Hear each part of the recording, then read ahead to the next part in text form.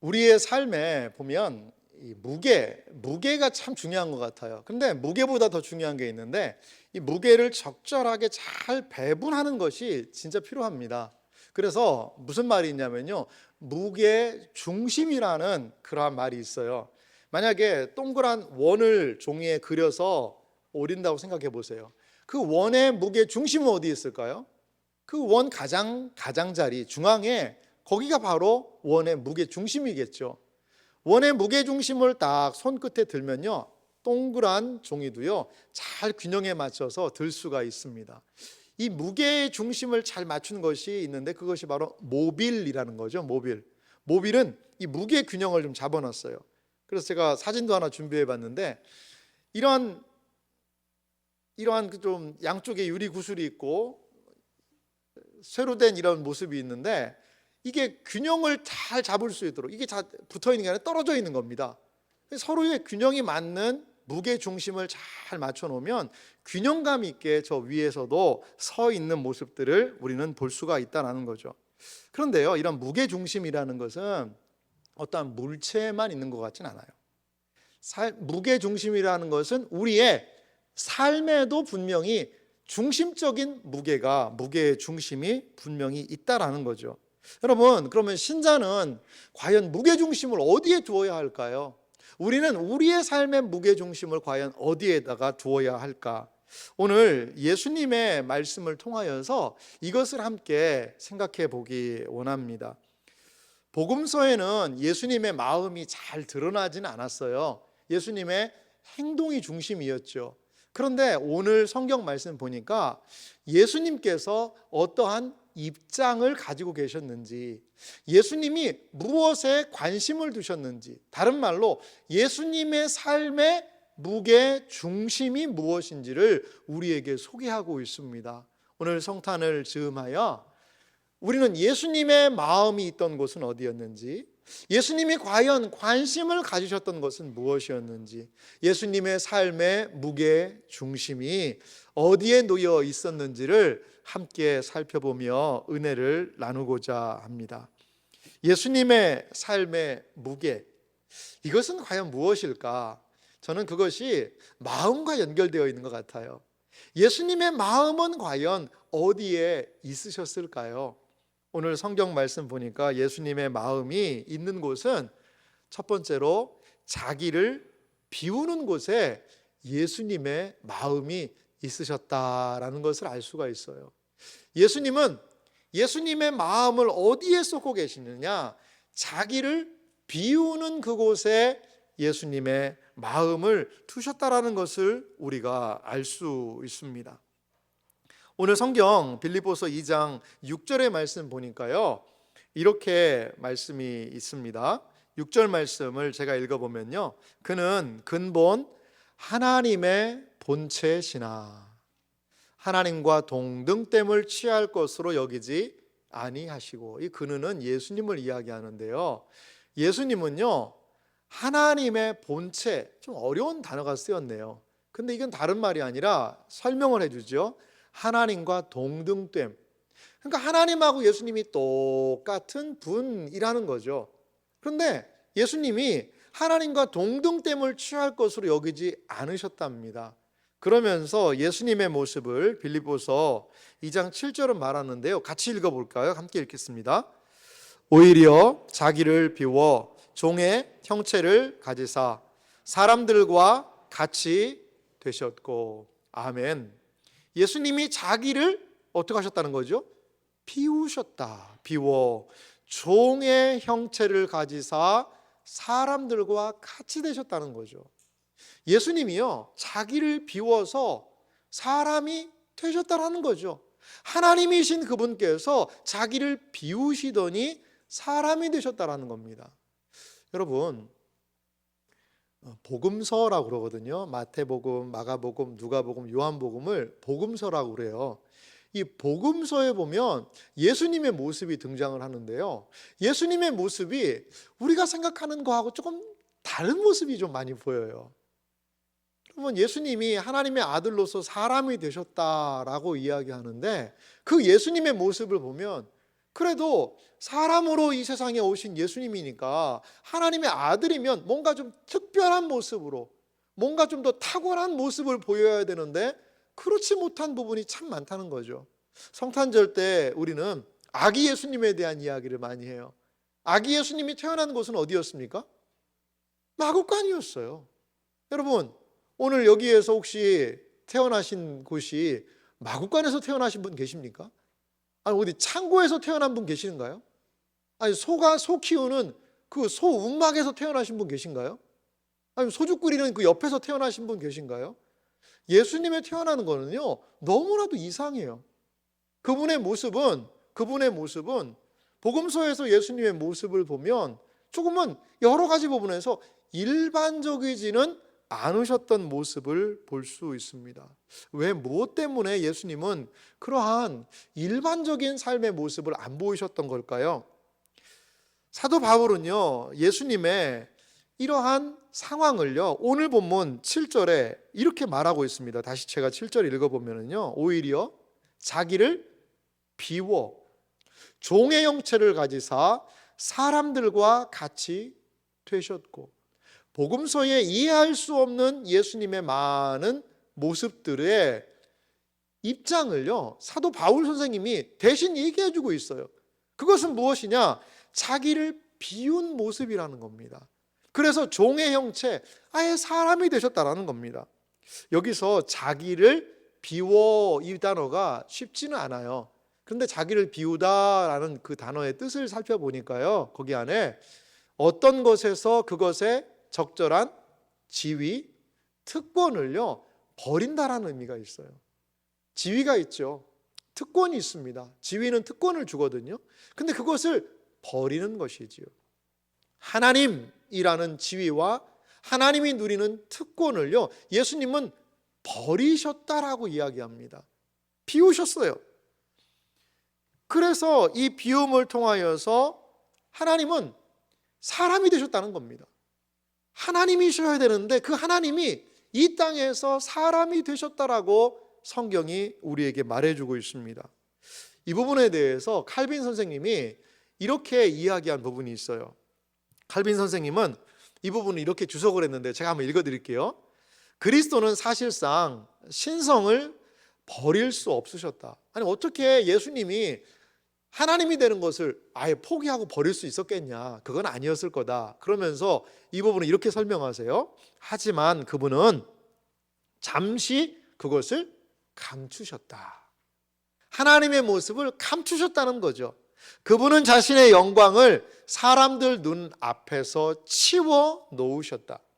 신성을 줄임으로써가 아니라 감춤으로써 그렇게 하신 것이다. 존 칼빈 선생님은 예수님이 자신을 비워라는 부분을 이렇게 예수님이 하나님의 모습을 뭐 하신 분이라는 거죠? 감추셨다는 거죠. 구유 위에 누워있는 아기를 보면 하나님을 찾을 수가 없어요. 예수님의 그 젊은 청년의 모습, 그 유대 땅에 걸어다니고 있는 그 청년의 예수님의 모습을 보면 하나님의 모습을 찾을 수가 없어요. 왜, 무엇 때문에? 감춰져 있기 때문에. 그렇습니다.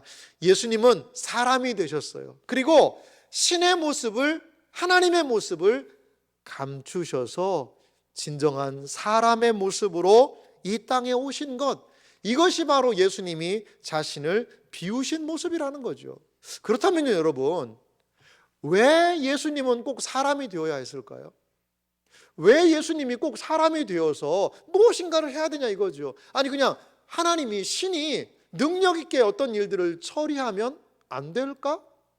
꼭 굳이 그렇게 번거로운 방식을 취해서 뭐 구유 안에 예수님이 오시고 그냥 뭐 30년 동안에 사생애를 사시고 또 3년간의 공생애를 사시고 십자가에 죽으시고 그런 거 복잡하게 안 하게 하나님이 그냥 딱 이 세상에 내려오셔서 할 일 하시면 되지 않나? 우리는 그렇게 생각을 할 수도 있습니다. 그런데도 불구하고 예수님은 왜 그러면 사람이 되신 것일까요? 많은 이유를 생각할 수 있겠지만 첫 번째, 저는 예수님이 사람이 되신 이유를 이렇게 정의하고 싶어요. 예수님은 중보자가 되기 위해서 사람이 되셨다라는 거죠.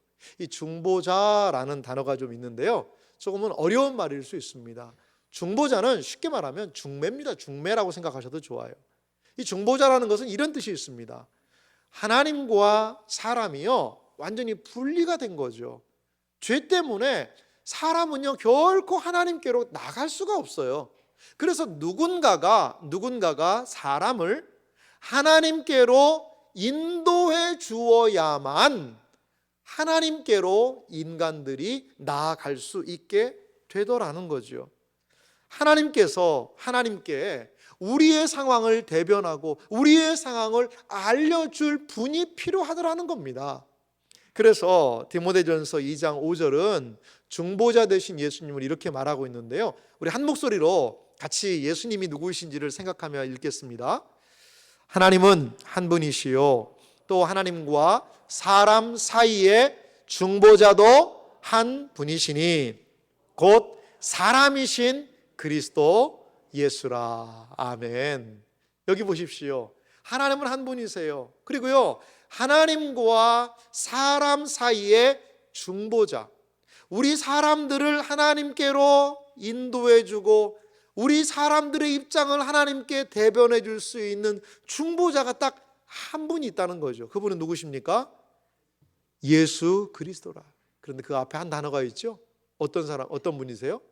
사람이신 그리스도 예수라. 예수님은 우리의 중보자가 되기 위해서, 우리를 하나님 앞으로 인도해 주기 위해서 사람이 되셨다라는 것을 여러분 기억하시기 바랍니다. 두 번째, 예수님이 왜 사람이 되셔야 했을까요? 그것은 바로 우리의 모범이 되기 위하여 사람이 되셨다라는 겁니다.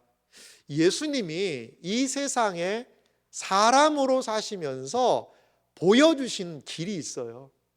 예수님이 이 세상에 사시면서 사셨던 하나님을 따르는 사람으로서의 방식이 있어요.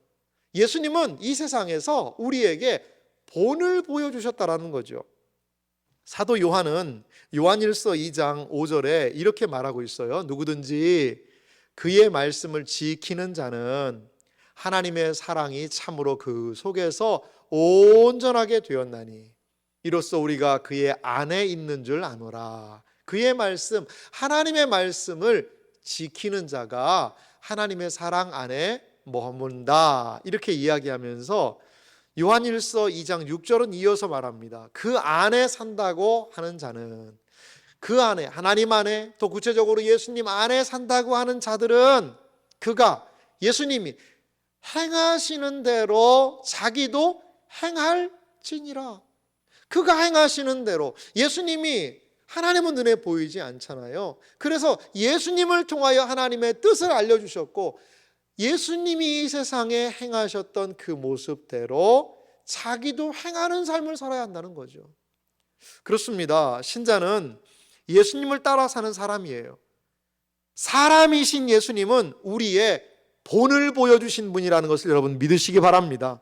신자는 끊임없이 예수님을 따라가야 합니다. 그러기 위해서 주님은 우리에게 삶의 본을 보여주셨다라는 거죠. 베드로전서 2장 21절에 보면 이 부분을 더 요약적으로 이렇게 말씀하고 계시네요. 우리 한 목소리로 이 구절도 같이 읽겠습니다. 이를 위하여 너희가 부르심을 받았으니 그리스도도 너희를 위하여 고난을 받으사 너희에게 본을 끼쳐 그 자취를 따라오게 하려 하셨느니라. 할렐루야. 아멘. 그렇습니다. 예수님께서요 우리를 부르셨는데, 그리스도 예수님이 우리를 위하여 고난을 받으신 그 이유는 너희에게, 우리에게 본을 끼치셨다는 거죠. 그의 모든 삶을 통하여 본을 끼치셨고 그 자취를, 예수님의 모습을 따라오게, 그분을 따라가게 하기 위하여서 예수님은 무엇이? 참 사람이 되셨다라는 거죠. 우리의 진정한 중보자가 되어서 우리를 하나님 앞으로 인도하시기 위해, 우리로 하여금 예수님을 따라 살아가는 그 삶의 본을 보여주시기 위해 하나님의 아들은 자신을 어떻게 해요? 비워, 자신을 내려놓고 자신의 특권과 지위를 내려놓고 비워서 사람이 되셨다라는 것을 여러분 기억하시기 바랍니다. 예수님의 본을 받고 예수님을 뒤따라갈 수 있는 우리들의 생애와 삶이 되기를 주님의 이름으로 소망합니다. 두 번째, 예수님의 마음, 예수님의 무게중심은 어디에 있으셨을까요? 그것은 바로 자기를 낮추어 죽기까지 복종하시는 것에 예수님의 마음이 있었다라는 거죠. 예수님의 삶의 무게중심이 여기 있었어요. 자신을 비워서 사람이 되셨다는 것은 예수님의 모습, 존재에 대한 이야기일 수 있습니다. 그런데 자신을 낮추어 죽기까지 복종하셨다는 것은 사람이신 예수님이 보여주신 예수님의 사역일 수 있어요. 예수님은 어떤 분이셨나요? 하나님하고 똑같으신 분이 사람이 되셨어요. 그런데 그 예수님이 하신 일이 무엇인가요?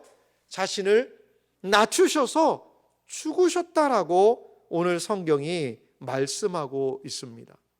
빌립보서 2장 8절은 말하고 있죠.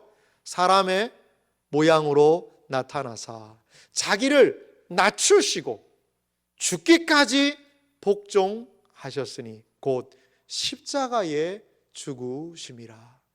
우리는 예수님의 마음이, 예수님의 삶의 무게중심이 어디 있는지를 알 수 있어요. 자신을 비워 사람 되신 하나님의 아들 예수님이 이 세상에서 어떠한 삶을 사셨습니까? 자신을 이제는 낮추시고요, 죽기까지 복종하셔서 십자가에 죽으시는 그러한 일이 발생했다라는 것입니다. 이제 예수님이 그래도 내가 하나님이지만 이 나를 비워서 사람 됐으니까 그래도 이 세상 살 때는 사람 중에서는 내가 가장 높은 사람이 되어야 되겠다라고 예수님은 그렇게 다짐하고 결심하지 않으셨어요. 그건 예수님의 마음은 아니었습니다. 예수님은 사람이 된 것도 엄청나게 낮아지심이었어요. 하지만 그것보다도 사람 중에서도 가장 낮아지신 그러한 모습이 되었다는 거죠. 모든 사람이 저마다의 인생에서의 삶을 살려고 노력합니다. 여러분, 근데 예수님의 모습을 보면 예수님은 꼭 죽기 위해서 태어나신 분 같아요. 목사님, 우리 모두 다 죽잖아요. 그럼 예수님도 언젠가는 사람으로 태어났으면 죽는다는 것을 보여주시기 위한 것 아니었을까요? 우리는 그렇게 생각할 수 있습니다. 그렇죠. 그런데 우리는 이렇게 생각하지는 않잖아요. 내 인생의 가장 절정이 어디라고 생각합니까? 성공하고 무엇인가를 업적을 이룬 상태가 절정이라고 생각하잖아요.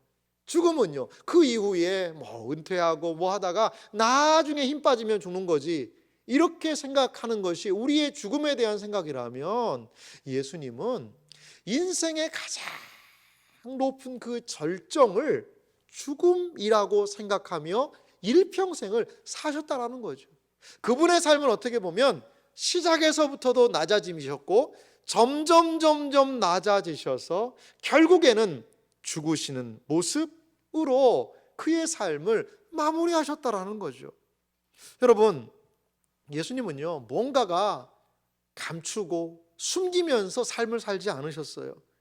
자신에게 주어진 사명을요, 죽기까지 감당하셨다는 거죠. 예수님은 인간이 되셨고요, 인간으로서 그에게 주어진 사명은 무엇이냐? 죽는 것이었어요.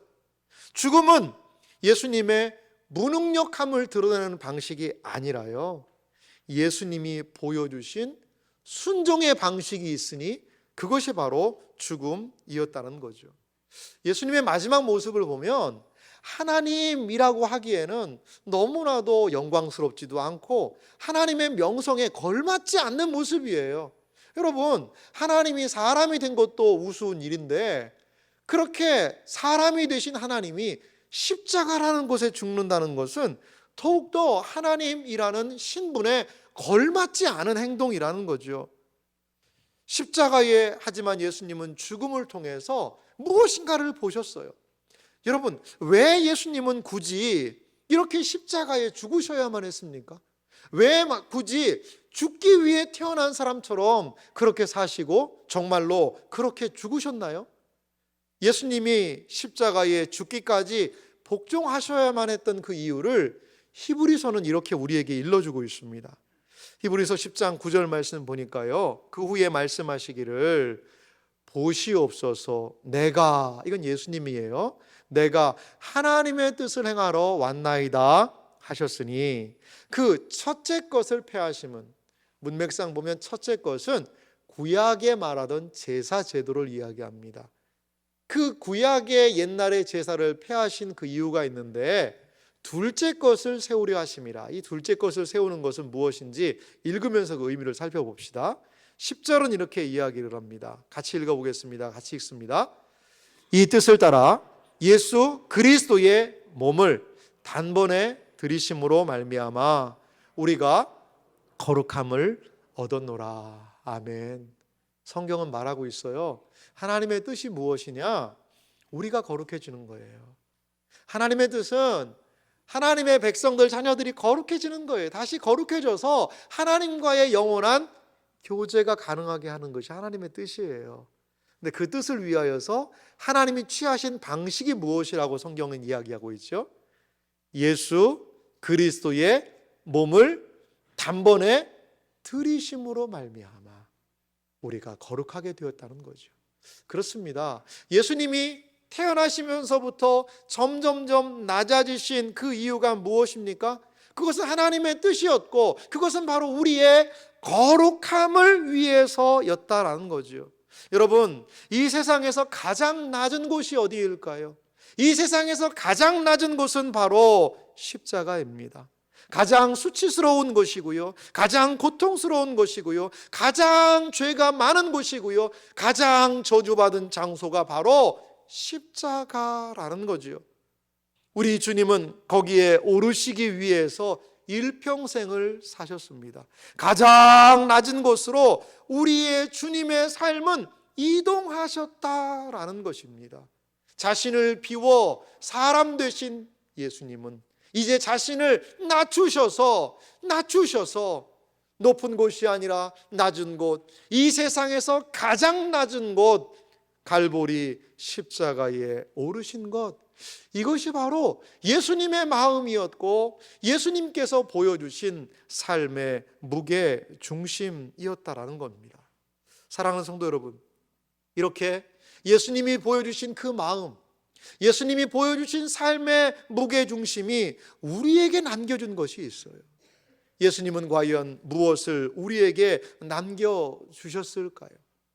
자신을 비우는 삶, 또한 더 낮아지는 삶, 그것을 통하여서 일평생 하나님의 뜻을 위하여서 사셨던 그리스도의 마음이 우리에게 무엇인가를 말하고 있다는 거죠. 빌립보서 2장 5절은 이렇게 예수님의 마음을 우리에게 소개합니다. 우리 같이 읽을까요? 함께 읽습니다. 너희 안에 이 마음을 품으라. 곧 그리스도 예수의 마음이니. 하나님이시지만 자신을 비워 사람 되기를 주지 않으셨던 우리 예수님, 그리고 하나님의 아들로 이 세상에 태어나셨지만 이 세상에 많은 사람들이 가는 그 길, 높아지고 성공하고 사람들이 알아주는 그 길이 아니라 낮은 길, 더 낮은 길, 섬김의 길, 그리고 죽음으로까지 복종하여 순종하는 그 길을 걸어가셨던 그 예수님의 마음을 닮아야 한다라고 사도 바울은 빌립보 성도들에게 말씀하고 있다라는 겁니다. 하나님의 뜻을 예수님은 십자가에서 이루셨어요. 하나님을 바라보시며 우리를 바라보시며 삶의 순종을 통하여 하나님의 온전하심을 예수님은 이루셨다라는 것이지요. 이것이 바로 예수님의 마음이었습니다. 예수님의 낮아지심을 통해 우리에게 나타난 효과, 예수님의 이 마음, 예수님의 삶의 무게중심이 낮은 곳으로 거하며 우리에게 나타난 놀라운 효과를 사도 바울은 이렇게 소개하고 있습니다.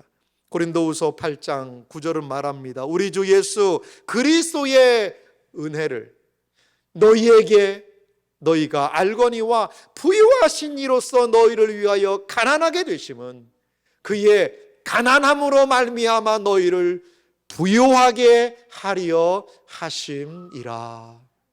사랑하는 성도 여러분, 그렇습니다. 예수님이 낮아지신 만큼, 예수님이 비우신 만큼 우리는 부요해졌습니다. 우리는 풍성해졌습니다.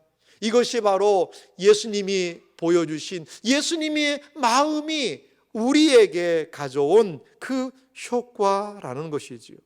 예수님은 우리의 가난과 슬픔, 아픔과 저주를 짊어지셨고 결국 우리를 부요하게 하시며 기쁨을 주시고 구원의 은혜를 주시기 위하여 자기를 낮춰 죽기까지 복종하신 분이심을 여러분 기억하시기 바랍니다.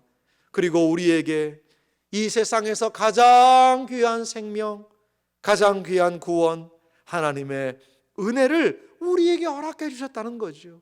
무엇이 이것을 가능하게 했을까요? 예수님의 그 마음이 우리에게 이러한 부요함과 풍성함과 구원을 가져왔다는 것을 여러분 믿으시기 바랍니다. 사랑하는 성도 여러분, 우리의 성탄, 어떠한 성탄이 되어야 할까요? 바로 예수님을 본받는 우리의 성탄이 되기를 간절히 소망합니다. 예수님의 삶의 무게 중심은 채우는 곳에 있지 않았어요. 오히려 비우는 곳에 있었습니다. 예수님의 삶의 무게 중심은 높아지는 곳에 있지 않았습니다. 오히려 더 낮은 곳으로 향하는 것이 예수님의 삶의 무게 중심이었다라는 거죠. 예수님의 오심을 기뻐하는 이 성탄의 날에 우리가 기억할 일이 있습니다. 그것은 무엇이냐? 우리의 일생이 과연 누구를 본받아야 하냐는 것이지요. 우리는 마음 안에서 이렇게 생각할 수도 있어요. 예수님을 잘 믿어서 나의 빈 것을 좀 많이 채웠으면 좋겠다. 예수님을 잘 믿어서 나도 정말 이 세상에서 남부럽지 않게 떵떵거리며 높은 곳으로 나도 인정받았으면 좋겠다 라고 우리 생각할 수도 있습니다. 하지만 그것은 예수님의 마음과는 조금은 먼 이야기 같아요. 사랑하는 성도 여러분, 우리의 삶의 무게중심은 어디로 가야 할까요? 예수님의 마음과 같이 우리의 삶의 무게중심이 이동되기를 소망합니다. 어떻게 우리는 사람을 사랑할 수 있을까요? 어떻게 우리는 영혼을 섬길 수가 있을까요? 어떻게 우리는 겸손할 수 있을까요? 결코 높은 곳에 마음을 두고 무엇인가 채우려는 나의 이기적인 욕망을 채울 때는 사랑할 수 없어요. 겸손할 수 없어요. 섬길 수가 없습니다. 묵묵히 예수님처럼 비우고 예수님처럼 낮아지고 예수님처럼 섬기며 그분을 롤 모델로 삼아 그분의 뒤를 본받으며 나아갈 때 우리의 인생은 그분께서 열어놓으신 사랑, 그분께서 우리에게 보여주시는 겸손, 그분께서 보여주시는 섬김, 은혜, 이러한 것들이 우리의 생애와 삶 가운데도 예수님을 따라가는 우리에게 더욱 풍성하게 나타나게 될 줄 믿습니다. 사랑하는 성도 여러분, 우리의 중심은 어디에 있습니까? 우리의 마음은 어디에 있습니까? 물론 채워야죠. 물론 다른 사람들에게 인정도 받아야지요. 하지만 오늘 이 성탄의 이 주일에 우리 그 주님의 모습을 잠시 기억해 봤으면 좋겠어요. 주 사귀어 살면 주 닮으리니 널 보는 이마다 주 생각하리. 이 찬송의 고백과 내 삶은 얼마나 가까운가? 아니면 내 삶은 이 찬송의 고백과 너무나도 멀어져 있지는 않는가? 우리의 삶을 살펴보고 예수님의 마음, 예수님의 삶의 중심이 비우는 곳에, 더 낮아지는 곳에 있었던 것처럼 우리의 모든 생애와 삶도 그 주님을 따라가며 주님으로 인하여 비울 수 있는 인생, 주님 때문에 낮아질 수 있는 인생, 그래서 예수님을 닮아 예수님의 모습이 우리 가운데 나타나게 되는 작은 예수님의 삶이 우리 모두에게 있어지시기를 주님의 이름으로 축원합니다.